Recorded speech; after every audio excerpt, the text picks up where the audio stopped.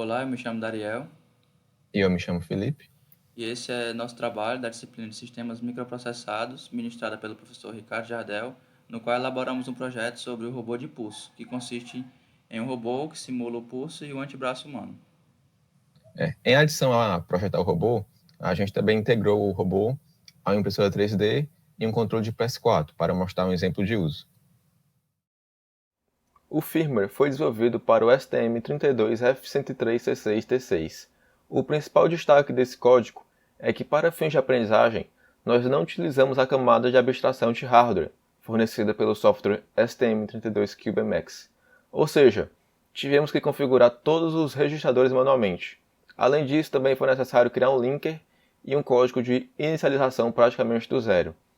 Para não dizer que fizemos tudo do zero, achamos prudente aproveitar o arquivo com as definições dos endereços de registradores. O algoritmo desse software é bem simples.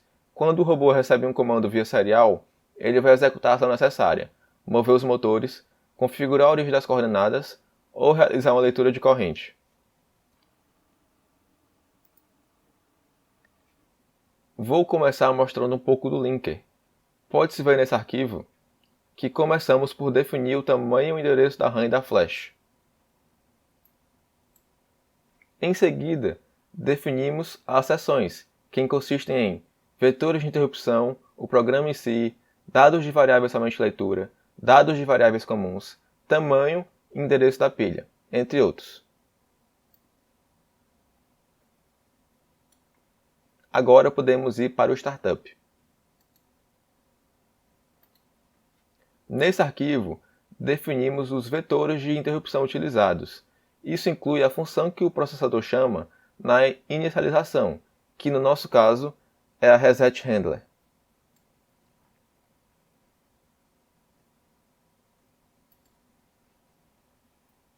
Dentro da resetHandler, iniciamos copiando dados de variáveis da flash para a RAM. Depois chamamos uma função que inicializa a biblioteca padrão do C e finalmente chamamos a main. Na main, começamos por inicializar todos os periféricos que utilizamos, dentre outras coisas. Em seguida, o programa já começa a esperar comandos via serial. É válido ressaltar que, para utilizar as funções da stdio, tivemos que implementar essas funções, que redirecionam a entrada padrão para os ART.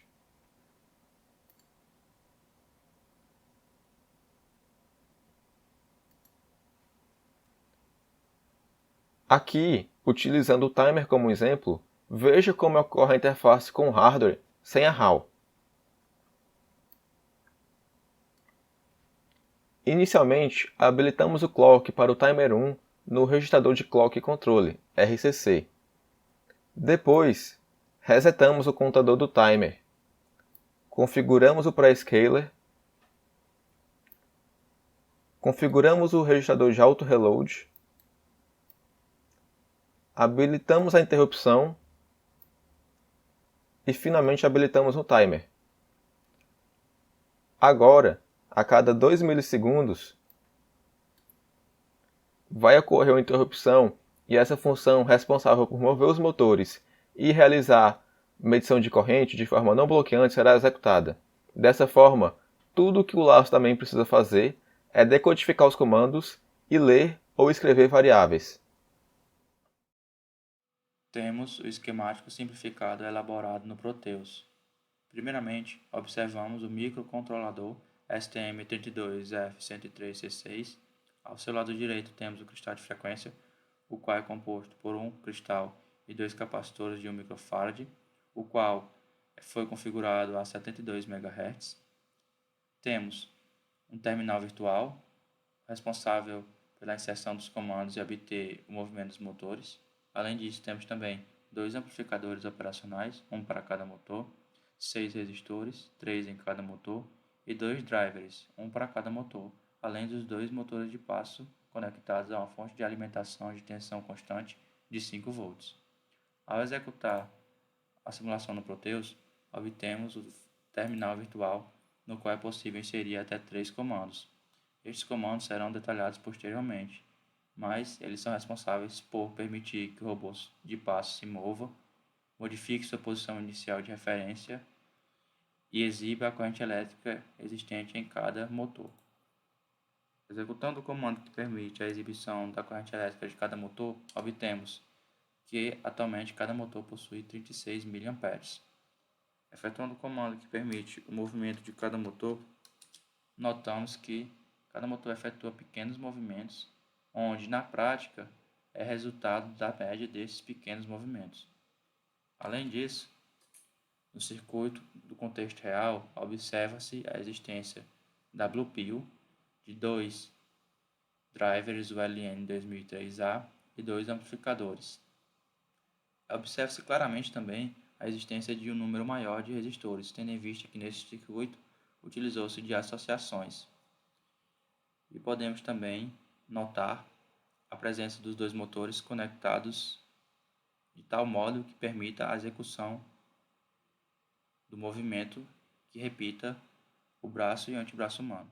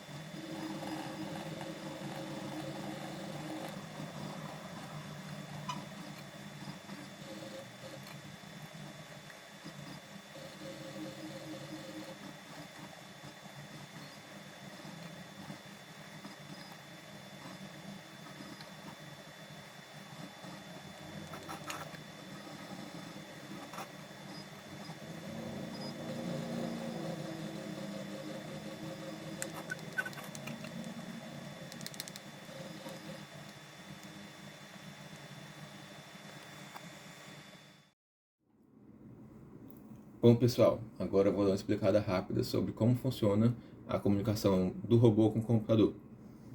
Basicamente, tudo flui por esse cabo, tanto energia quanto a comunicação serial. Foram implementados 3 comandos. Eu vou começar aqui pelo W2, que vai fazer uma leitura da corrente dos motores. Aqui a gente vai ver que está um valor praticamente zerado. Isso é porque os motores estão desligados, porque a gente ainda não executou nenhum movimento.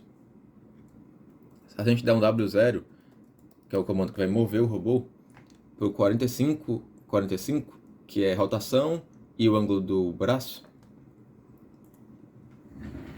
ele vai se mover. E agora a gente pode dar outro W2 e vai ver que agora os motores estão consumindo quase 200 mA cada.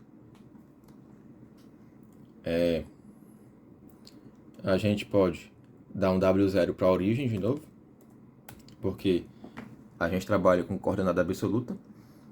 E também agora finalmente o W1. O W1 ele vai redefinir a origem das coordenadas. Então, se a gente disser que esse aqui é o 45, quando a gente der um W000, ele vai basicamente para o menos 45 originalmente.